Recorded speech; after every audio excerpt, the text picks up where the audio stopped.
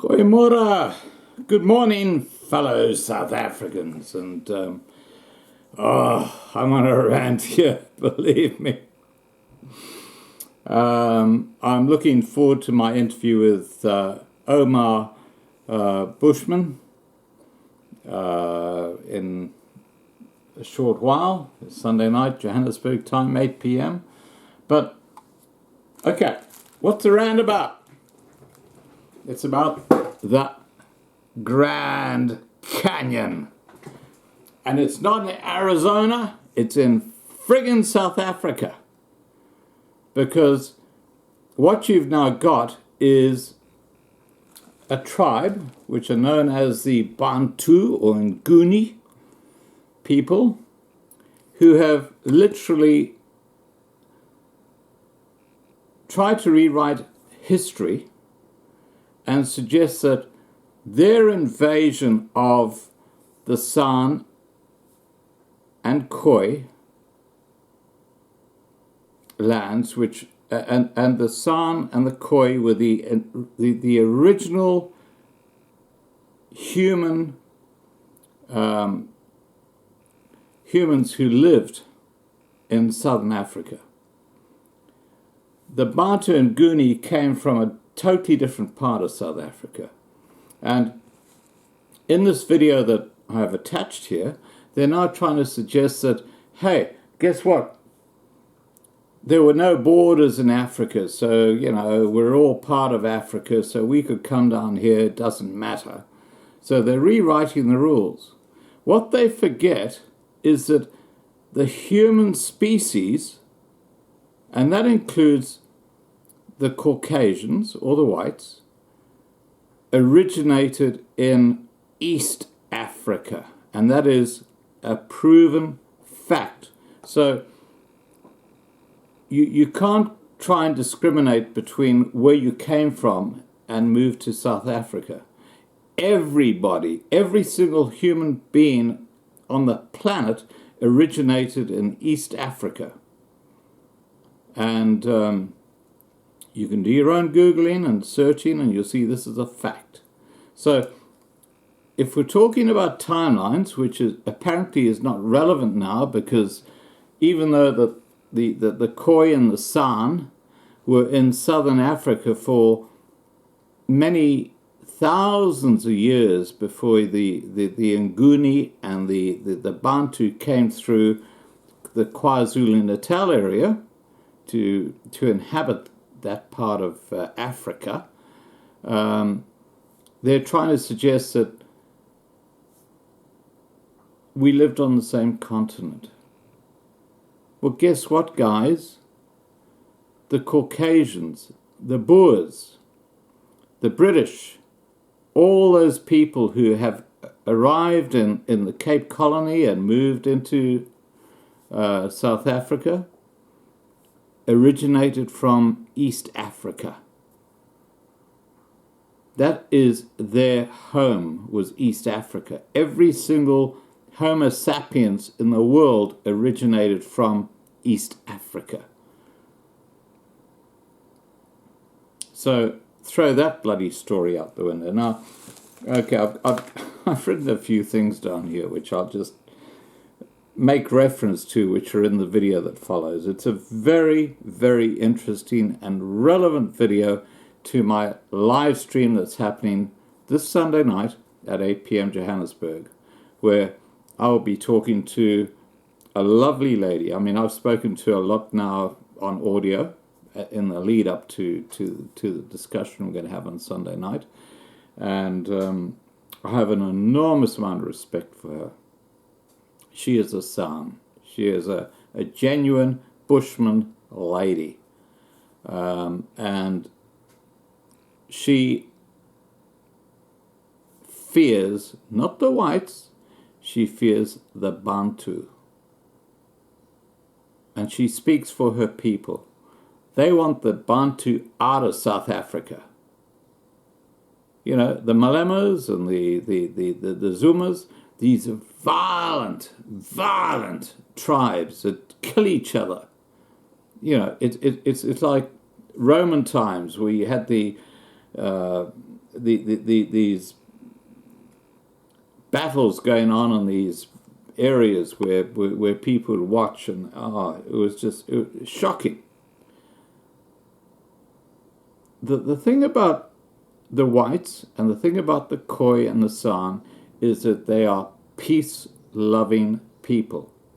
And that's very, very different to the Bantu and the Nguni, who are basically, in their genes, they're violent people. And that's why there's this huge chasm between, the Grand Canyon, between the traditional indigenous occupiers of southern Africa and these assholes representing the ANC and the EFF who are now trying to claim all the land in South Africa, suggesting it was stolen from them. There's the lie. There's the lie. Now, okay, I'm going to read you a few comments, which you'll see in the video that follows, which, as I say, is really interesting. Okay, so the ANC guy, who is apparently a minister, who's trying to defend the situation that, the Bantu should have land ownership in South Africa, states very early on in the video that follows that recognizing the Khoisan as the first indigenous people would be divisive and not sustainable. You see what I'm talking about when it comes to rewriting history? Now, let's be quite clear on something.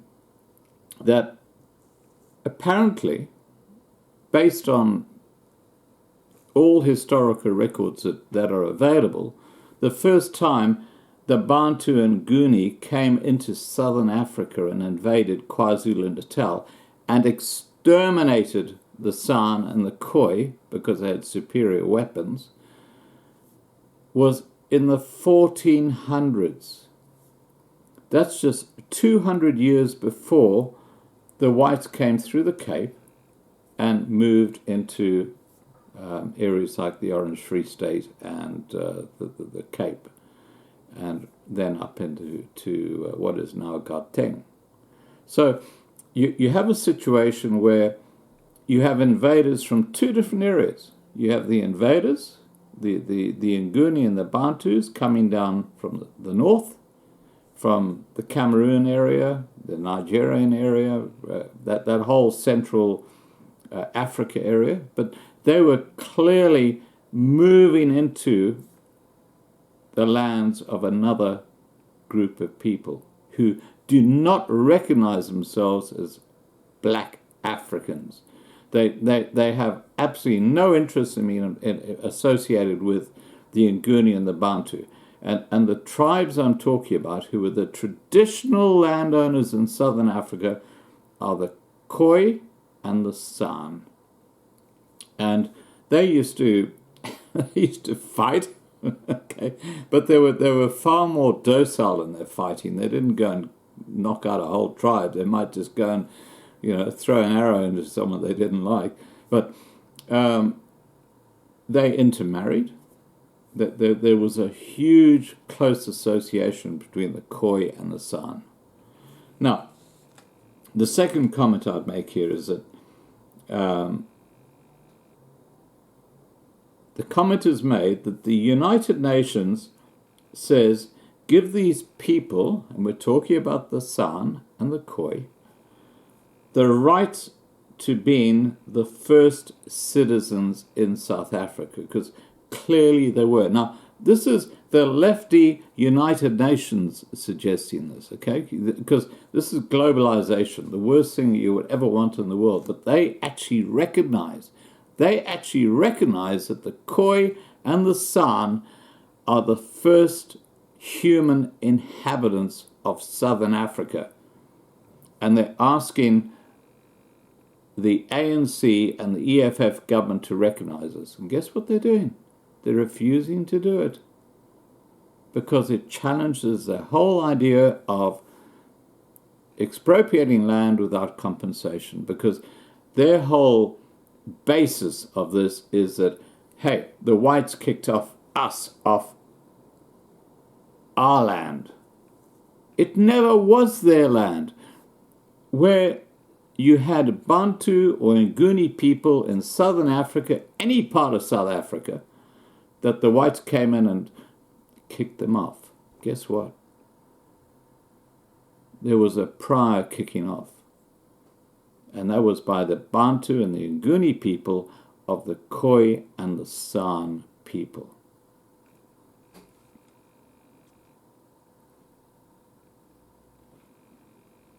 So, yeah, I've just reading my comments here, and the comment I got here, which is, it's a no-brainer. There are Bushman paintings which are dated back for tens of thousands of years in southern Africa, which clearly demonstrate that that group of people who were nomadic, they didn't have land titles, they just saw the land as part of their lives. They were exterminated and kicked off their land by the Bantu and the Nguni people up in the northern areas like KwaZulu-Natal. Okay, I have mentioned this before, but I just want to make this point again. And it's a no-brainer. If you go on YouTube and you have a look at the origins of humanity, you'll see that humanity, or Homo sapiens, originated in East Africa. I was born in East Africa, and I saw some amazing old Stone Age stones that the original people who resulted in us and all our diversity used came in East Africa. And the theory, the accepted theory today is that as a result of continental shift and the Himalayas forming, what actually happened was that there was an area of Africa that was directly impacted by what happened in that area just north of India, the Himalayas, where the climate changed and the apes, who we originate from, no longer had trees. And as a result of that, they learned to get up onto their back legs or their legs and started walking. And from there they started doing different things and evolved into what is now Homo sapiens. So basically, we all originated in Africa. So the argument by the Bantu and the Nguni tribes that, hey, we lived in Africa and there were no borders and that's why we can now go into South Africa and do what the hell we like, is bullshit. Because if there are no borders, that means that you can go up into Europe, where the Caucasians evolved.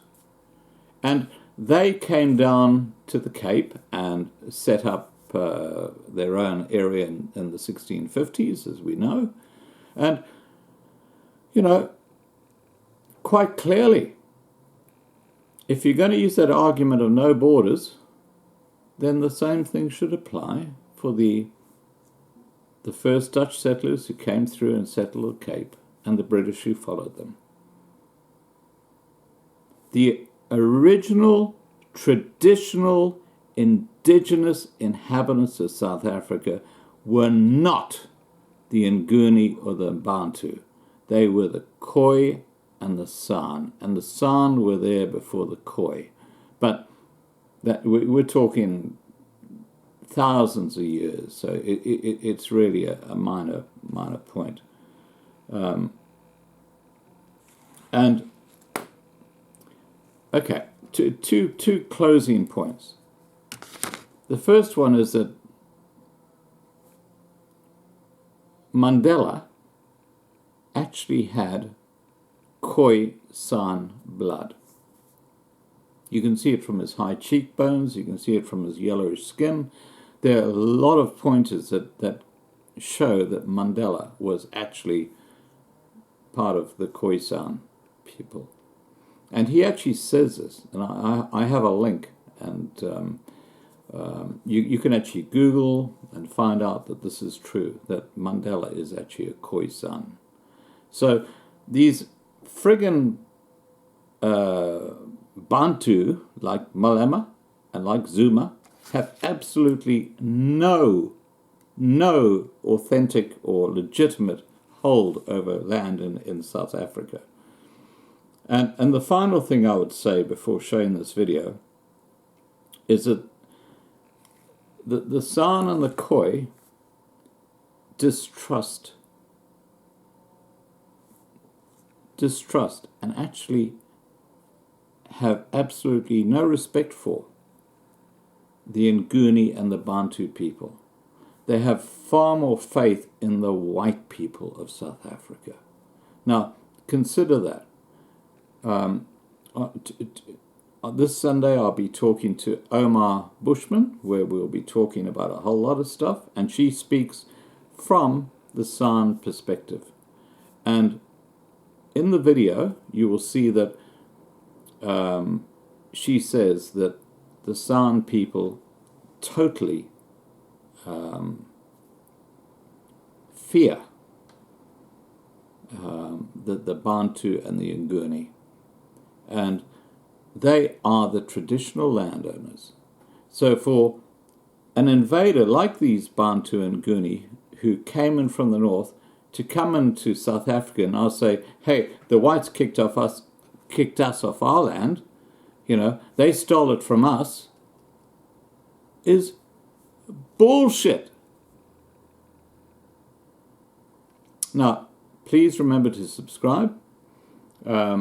Down below, I'll put a link to the live stream, which is happening this Sunday night, the 25th of November at 8 p.m. Johannesburg time. And on there, I will be talking with a San lady.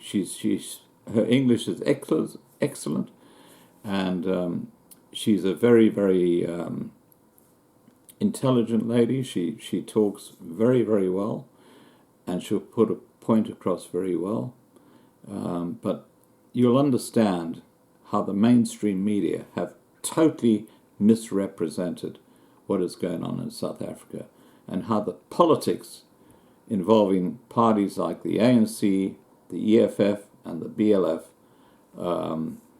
is a complete fabrication of real history. And let's hope we can resolve this, because land is a huge issue in South Africa, and yes, it's got to be shared, but the way the EFF and the BLF and other political parties are putting it, it's bullshit. The South African government has well over 70% of the land already, and to suggest that whites own 70% of it is absolute rubbish. Anyway, look, I'm not going to go into this any further. I'll see you Sunday night. I'll put the link to my live stream channel below, so you can actually subscribe to that and participate in that. But please be aware that we're actually at a crossroads in South African history right now. We're at a crossroads, and the crossroads are that the traditional landowners, who are the San and the Khoi, and there are many thousands of them still in Southern Africa, are being dispossessed of their traditional lands, and their voice is being totally ignored by these African Bantu Nguni parties who invaded the Khoisan territories several hundred years ago. All right, guys, Here comes the video. Have a great evening, or have a great day. Bye.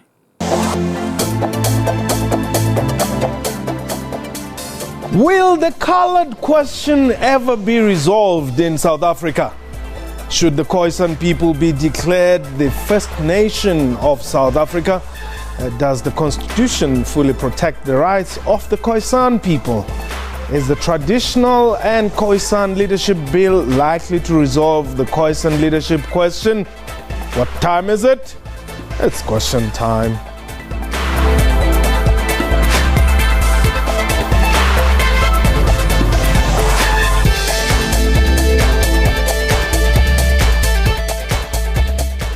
Khoisan and welcome to the show. My name is Mpho Tsedu. Recognition of the rights of indigenous peoples continues to elicit emotional debates, particularly in South Africa, where the Khoi and San are saying they should be recognized as the first indigenous people of the country.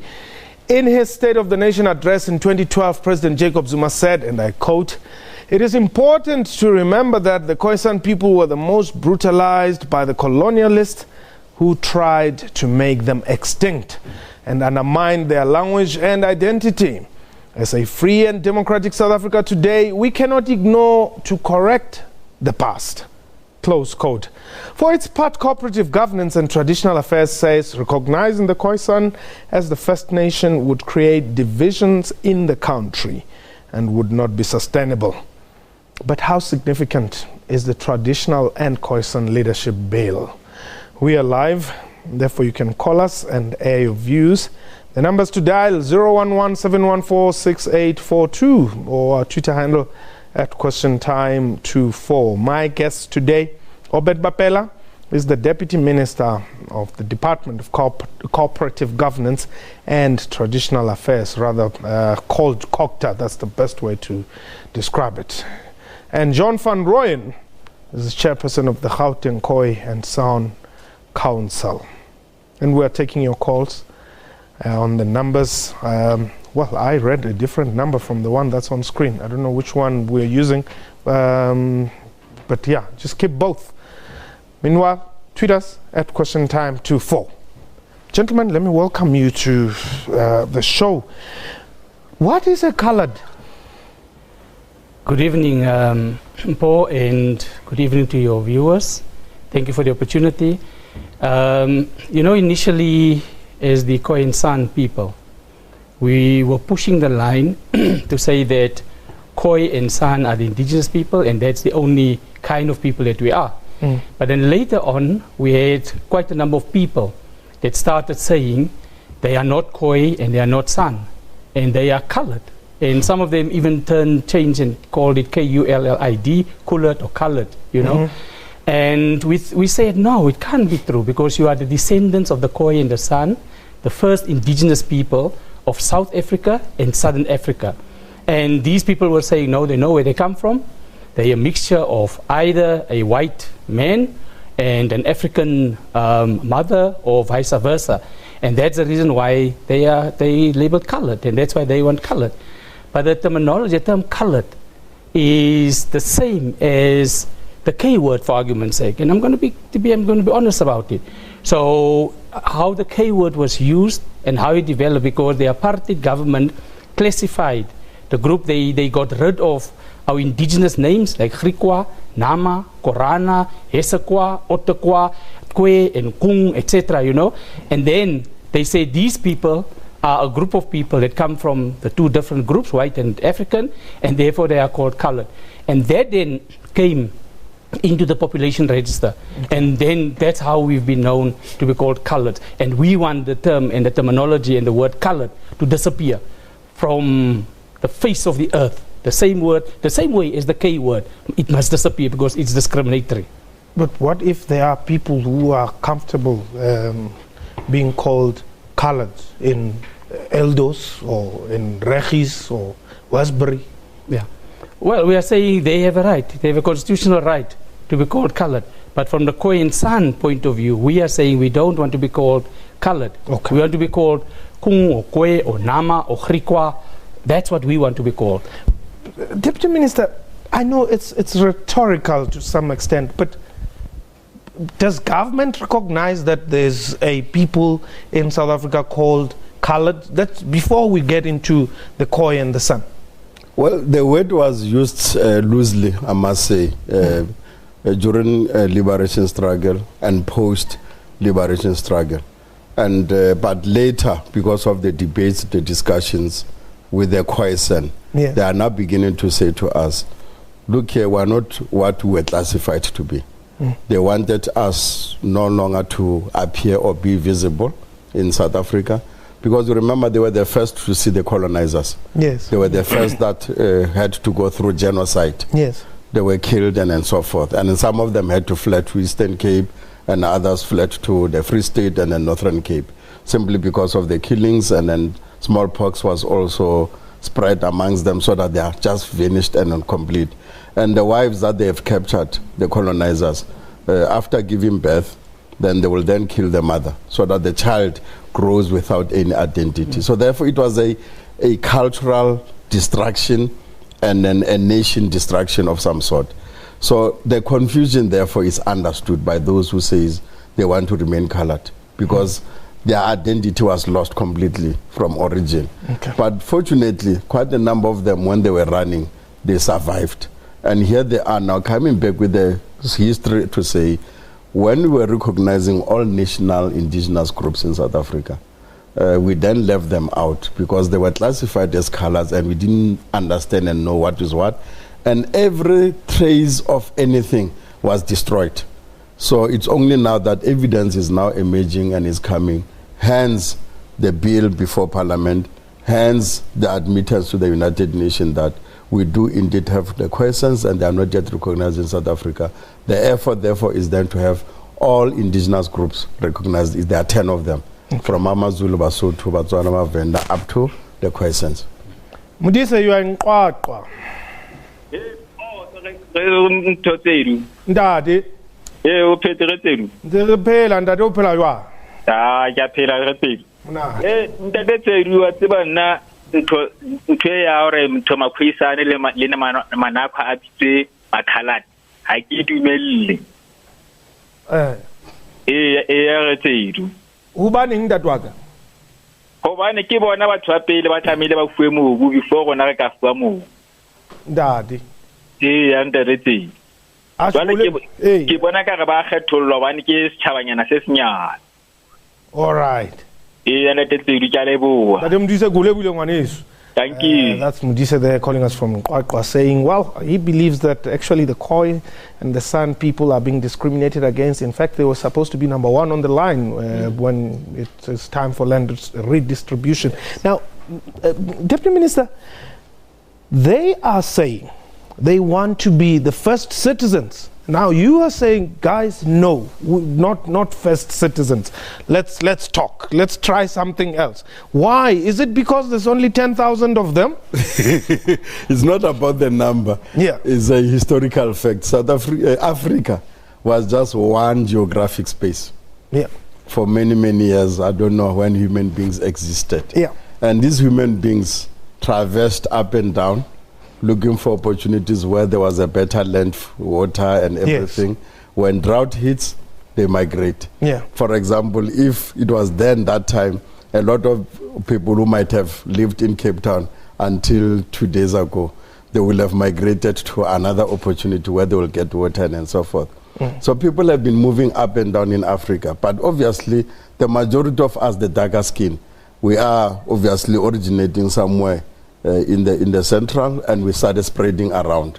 They also had habitated southern part, but it was just one big geographic space. So now I'm taking the AU conclusion when it says we are all indigenous to Africa. Yeah, but the AU should take cue from what the UN says. Yeah. And the UN is saying, give these people the right to be first citizens. Yes. Well, what is going to happen if you say first citizen or first nation status? They must have their own... They will have their own schools, yes, their own government, yes, their own province or the area, whatever it is, at the exclusion of the darker skin Africans, and we're all Africans, and I think they all agree we are all Africans, born and bred in Africa. What shaped us is Africa itself. So that is the commonology of who we are. Now, if you are going to say, then tomorrow, others, the Zulus, remember just before the 1994 elections, and then the breakthrough of the democratic processes, the discussion of cessations. So do you want really to open up where now people will say, I want to secede also and so forth? So we then says, yes, they are disadvantaged highly, and I agree with that. They were the most brutalized. And indeed, now that we have acknowledged that we are going to be recognizing them, they are going to claim land, and we are going to be giving whatever is the land that is doable within the circumstances. And they must also have places where they can practice their cultural, customary, and all those things. Equally, like all the indigenous groups. The only fortunate about the other indigenous groups, because they were classified even in the ID or the Dompas. You will say Mpo and Muvenda. Yeah. Obed and Mupedi. So even when democracy came, we knew who we are. Whereas with them, unfortunately, they thought that they have finished them off. They will just be known as only so-called colors. I usually prefer to say so-called colors. Okay. He says it's a so word, and I think we need to be careful. I want you to hold, I know you don't agree with the Deputy Minister, but let's go to, is it King Williamstown? Tikelaya. Info. What that? Would yeah. I'm confused about them. Okay. It's fine and fair that they want to be called, others want to be called colored, and others want to be called Khoisan. Yes. Can you take me back? In South Africa, are you telling me where the Khoisan, the first people in South Africa, then where were the Khoisan, Zulus, and Tswanas, etc.? Were they not part of South Africa then? That's why I want some clarity there, please, man. Okay, thanks very much. Yeah, I think maybe going back to, should I respond to the question first there? Yeah, respond to the question, then we will deal with your it's about timelines. Okay. So, yes, the Nguni groups and the other Bantu-speaking groups came from Central Africa, in fact, southern Cameroon, to be precise, or the Great Lakes area, and they came down at a particular point in time. And that is, in terms of these facts and historical records now, shows that in the, some says the 1400s, some says the 1200s, there's claim being laid now that even happened long before that, almost around the 800s after Christ or after present, sort of, and things, you know. But still, long before that, the Khoi and the San people were, let's leave Khoi out a bit. Let's just park Khoi a bit, because I think that's where the confusion comes in. San, let's look at the San, the Bushmen. Yes. So everybody knows that the Bushmen were here long before that. You go to rock art and you will find that the rock art was done and the paintings were done thousands of years ago, hundreds of thousands of years ago. Correct. Now, where were all the other people? There was no one here at that point in time. And then the Khoi. The Khoi was one of the groups that broke away from the San, from the Bushmen, one of the first groups. And so they came down. They also went up to Central Africa, more towards the land of Punt, more towards Somaliland and those kinds of areas. And they came down. They're the first group that came down from Central Africa, East Africa, sort of, and they were then followed by the Bantu-speaking groups and the Nguni groups, sort of. But that happened. So it's about timelines. So long before the 1400s, the 1200s, even if you say the year zero, the Nguni groups and those other groups were not here in South Africa. But let's talk about South Africa. Okay. The Bushman was here and the Khoi was here. All right. Deal with what the DM was saying. So I disagree with DM completely. You know, first is first. You see, we mustn't confuse one another. We must be honest about it. What does first mean? First mean the first people that were there. First to what? First people that were there. First to what? First in South Africa. There were no borders. First in South Africa. There was no South Africa then. In the area called South Africa. So there were those that were here first in the area. In the region. South in the region. Okay. And so this claims will go to yes. Swaziland, Lesotho, Namibia, Botswana. So let us not confuse it. See, I think DM wants to confuse the whole thing. Yeah. So first in South Africa. Okay. And first in Southern Africa. All right. Right. Then you now deal with Swaziland and Lesotho that came later on, and Southwest Africa or Namibia, even up to Tanzania, etc. So first in South Africa and first in Southern Africa, DNA shows that. DNA shows the location, the area. So it shows South Africa and Southern Africa. So that is the first people. And who are those people? It's the Bushmen, or the San, as we call them now, and then the Khoi. And then later on, the other groups join them. So Jim, therefore, that is what's happening. That is what happened. Jim, you are in, what is it? Is it Witbank? Yes, it is. Tobelampo. Tobela Papa. I tend to disagree with the brother there, which representing the Khois and San. Yes. I think he entertained the issue which the UN brings to Africa to confuse the Africans. The minister have said everything which is understandable and it's practical and it's true. That they were the first people who were brutalized, broken their identity. I mean, it could have been that at that time the colonizers comes into Africa, they founded the Nguni people on the southern side, and then that doesn't mean they are the first citizens of Africa. We are all indigenous. The time the colonizers comes into southern Africa, they founded the Khoisans there. It might have happened that they came maybe after 10 years where the Khoisans moved to that part of the Africa where they were looking for greener pastures, and then in the circle you found that the Sotho people, they were on the south. Then we can't say then the Sotho people, they own the southern part of Africa. We are all Africans. What I agree with the minister say is that we need to have a policy of helping the Khoisan people to regain their identity and then help to be part of the indigenous people of Africa. Okay. Not like the way they are robbed. They are robbed now. They don't know if they are the Khoisans, the colors, and all that. And I disagree with the fact that they are the colors. They are not the colors. They should be the Khoisans, the Kui, or the what, as we have the Nguni and the Sotho and all that. They are not the colors. There's no such thing, colors. Thanks very much. If we entertain the UN issue of dividing the Africans, we are lost. And I can see that he's entertaining that is lost. He says the first people of... No, they are our brothers. Thanks very much, Ndate Jim.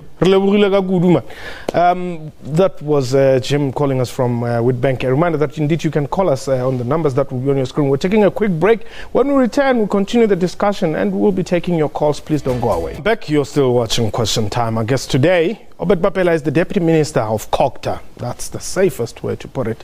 And John van Rooyen is the chairperson of the Gauteng Khoi and San Council. And we're talking about this... the question of whether the San people are colored or they are the San. Now, let's look at how the population of the Khoi and the San. And there's a graphic that I just request our director to give us there. Well, most of them are in Botswana at 50,000. In South Africa, there's 10,000. Namibia has, 27,000. Angola, 2,000. Is there some form of internationalism here? Are you communicating, whether it be in forums or conventions, where you're saying, well, look, guys, it's just us, and if we're not careful, we'll be gone? It's wrong. That's wrong. Yeah. I think we do start there. So, because you see, if you look at me, then a whole lot of people would say I'm a so-called colored. But what happened is that I did my DNA. And the DNA showed I'm L0D1B1 to be precise. And that takes us to 150 to 170,000 years. Me, as I'm sitting here, my DNA tells me that. Now, so that's wrong. To say that those people that are still walking with the felikis, as they call them, the skins and whatever things, in the Kalahari and things, that's the only Bushmen. And we find them in Botswana. We are there. We are descendant. I'm a direct descendant of Okay, just hold it there. I want to pursue this point, but let's take. Let's go to Mohale City. There's George there. George, welcome. Let